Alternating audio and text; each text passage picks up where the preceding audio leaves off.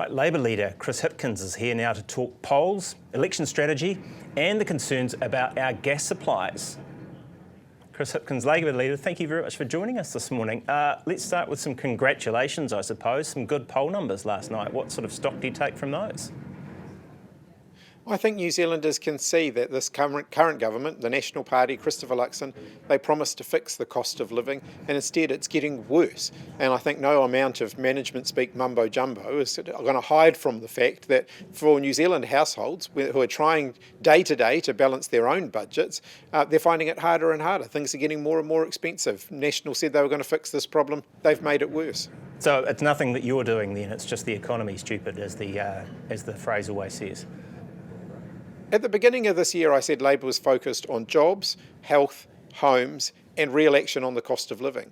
And I think that's resonating with New Zealanders. I think Kiwis know that if you've got a good, well-paid job, then you're much more likely to be able to weather the current economic storm. If you've got access to good health care, then you're going to be able to participate fully in the community around you. If you've got a place to call home, you've got the security that comes with that. And this government promised real action on the cost of living, and they haven't delivered it. So I think Kiwis want to see a bit more action and a bit less management speak. Well, what we're hearing, I guess, from businesses and from the representatives this morning is that it's something that wasn't on your list there, which is energy, the lifeblood of the economy in some senses, the ability to actually get all of those jobs, all of that growth, all of that happening. That's not on your list. What's your position there? What would you do about the gas crisis that we're hearing about? It absolutely is on my list, and right under the jobs heading, because we're seeing far too many jobs being lost because of high power prices in New Zealand. And doubling down on oil and gas and coal is only going to make that problem worse. We need to embrace renewable energy. It's cheaper, it's more abundant here in New Zealand, and it can result in lower electricity prices. And as a government, we were working with some of those big industrial users of coal and gas to convert to electric. So New Zealand Steel, for example, we supported them to install an electric arc furnace. That secured the manufacturing of steel and the recycling of steel in New Zealand. That's an industry we otherwise could have lost. The current government came in and they cancelled all of those projects that were going to be about electrifying the country so that we don't rely on fossil fuels. That's the way we save those jobs. But it all takes time, doesn't it? It all takes a lot longer than we're expecting. And, arguably on your watch as well, these businesses were deindustrialising as well, or the economy was deindustrialising. We were starting to lose some of these businesses, surely. What you say that the gas ban was the necessary step to get down the electrification road, but with hindsight, was it maybe a bit too soon? No, we absolutely must do this. New Zealand hasn't had a significant new gas find in over 20 years. Going out there and looking for something that most in the industry will say probably is an unlikely prospect is just throwing good money after bad, when we could be focused instead on switching to renewable energy, which we have an abundance of. We've got an abundance of geothermal, we've got an abundance of wind, we've got an abundance of the sun, we've got an abundance of hydro. These are the things that can power New Zealand's future. It's better for the planet, it's cheaper, and it's going to be better for the country. Going to be eventually, so in the meantime we're just going to have to wear some job losses, are we? Well, ultimately, we can't pin our hopes on something that's probably not there. And I think we've heard governments for the last 25 years say we just need to find more gas and the problems will all be solved. They've gone out and looked for gas and it's not there. So we've got to focus on the thing that we can do rather than wasting 20 years looking for gas. If we'd focused on building up renewable energy sources during that time, we wouldn't be in the pickle that we're in now. Speaking of pickles, I suppose, this is a time where if you're getting a lift in the polls, people start to look at you more seriously as a government. Are you looking at your own bench and saying, these are the people that are going to be right with me in Cabinet, or are you having some second thoughts?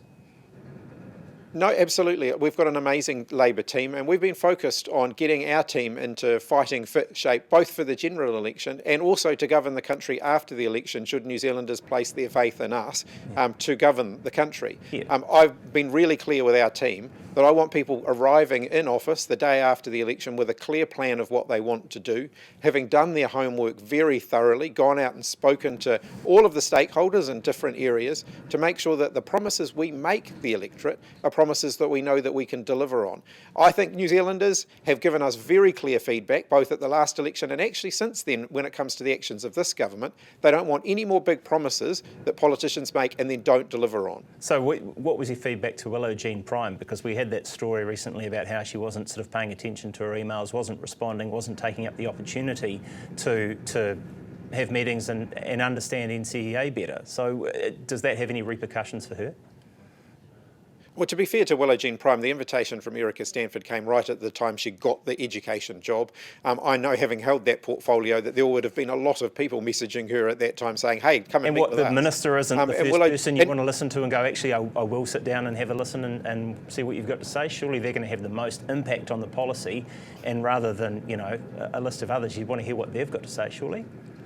Well, one of the key bits of feedback that Willow Jean got right at the beginning was that the Minister of Education, when it came to the review of the NCEA, wasn't going out there and speaking to them and listening to them. And so Willow Jean made the decision that she was going to do that before meeting with the Minister. Now, she made a mistake in not replying to Erica Stanford and saying, I'm going to come and meet with you, but I'm going to meet with the representatives of the sector so that I can get my head around these issues better first. And she should have done that. But overall, in the grand scheme of things, I think what's important is that we do try and get some bipartisan agreement on issues around our national qualification system.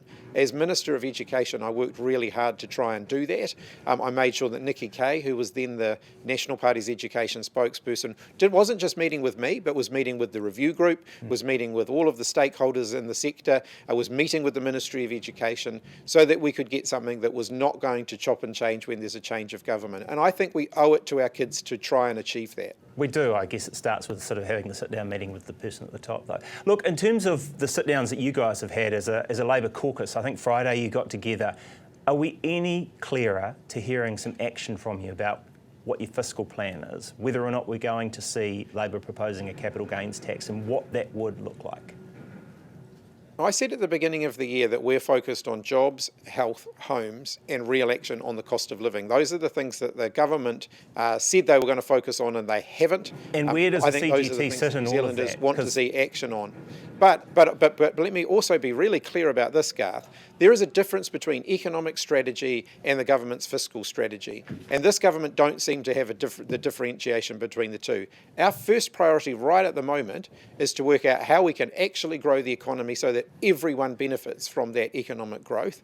And then the next order of business will be to then release the government's fiscal plan around what we spend money on and how we pay for that. This government don't differentiate between the two.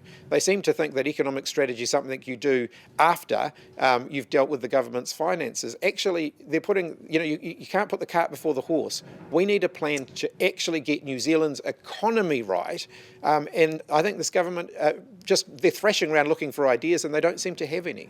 Right, and your ideas are around infrastructure spending, because we've heard plenty about that from this government, and that presumably is part of the economic picture rather than the fiscal picture. Absolutely part of the economic picture, and we've said to the current government that we want to work with them on that, because as we look closely at why we don't have the infrastructure we need, I think the chopping and changing of our infrastructure priorities as a country are one of the reasons everything takes so long and everything costs more than it needs to cost. So I don't want to chop and change priorities around infrastructure if we can get some agreement, particularly between Labor and National, and say, let's just get on with it. We know that we need to upgrade our roads, we know that we need to fix our schools and hospitals. We know that we need to deal with the issues with our water supplies. Let's get on with it and do that and stop making that into a political football where everything just grinds to a halt. You haven't mentioned the Greens in any of this. What about some agreement between Labor and the Greens? Are you happy to have Chloe as a finance minister or even an associate? Maybe throw her a bone today. Look, Barbara Edmonds will be the Minister of Finance in a Labor-led government. I can be very, very clear about that. In terms of our working relationship with the Greens, of course we work with them in opposition. We have a lot of values in common, but we'll set out much closer to the election where we see we've got common ground with other political parties and where there are some no-go zones for us in terms of a government led by Labor.